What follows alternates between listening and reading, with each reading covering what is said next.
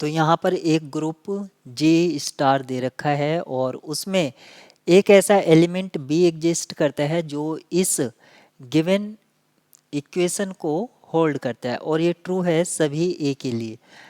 तो ये कुछ इस तरह से हमें दिख रहा है जैसे कि आइडेंटिटी प्रॉपर्टी कहीं ना कहीं इसमें रिफ्लेक्ट हो रही है। आइडेंटिटी एलिमेंट की जो प्रॉपर्टी है वो रिफ्लेक्ट हो रही है। आइडेंटिटी एलिमेंट की प्रॉपर्टी क्या है कि मान लेते हैं ई एक आइडेंटिटी एलिमेंट है इस ग्रुप का, तो आइडेंटिटी एलिमेंट को ग्रुप के किसी भी एलिमेंट के साथ जब हम कंबाइन करते हैं तो वो एलिमेंट को रिटर्न कर देती है।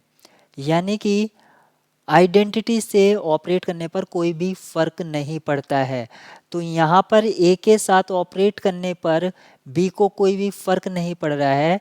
तो यहाँ पर ए एलिमेंट एक तरह से मिमिक कर रहा है आइडेंटिटी एलिमेंट की तरह।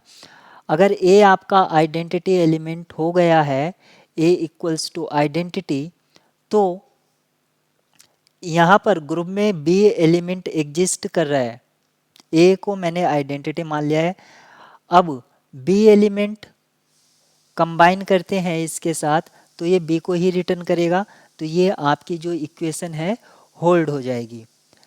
अब हमें बताना है कि then the order of the group, group का ऑर्डर क्या होगा। क्या इनफाइनाइट हो जाएगा, मोर देन वन होगा, इक्वल्स टू वन होगा या नन ऑफ दीज।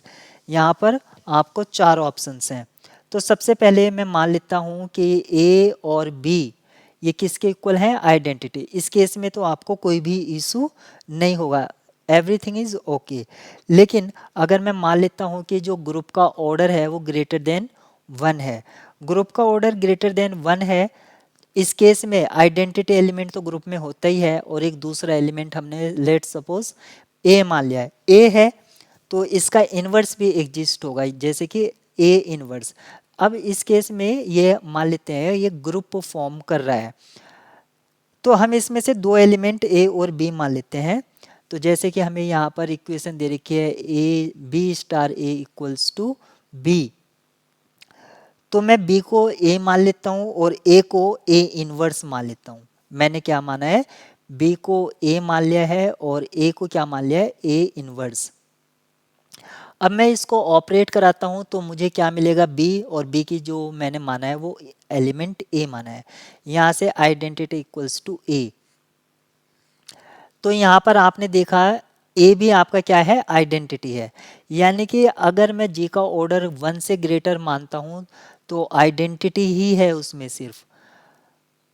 तो ये क्या है, पॉसिबल नहीं है कि उसमें सिर्फ आइडेंटिटी हो और ग्रुप का ऑर्डर वन से ग्रेटर हो।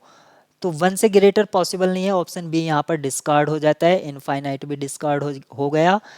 यहाँ पर करेक्ट क्या होगा, वन। वन के केस में क्योंकि ये फिट है। और आप यहाँ पर देख सकते हैं कि जो एलिमेंट ए है वो मिमिक कर रहा है आइडेंटिटी की तरह से। ऑप्शन सी यहाँ पर राइट होगा और ऑप्शन डी आपका फॉल्स होगा।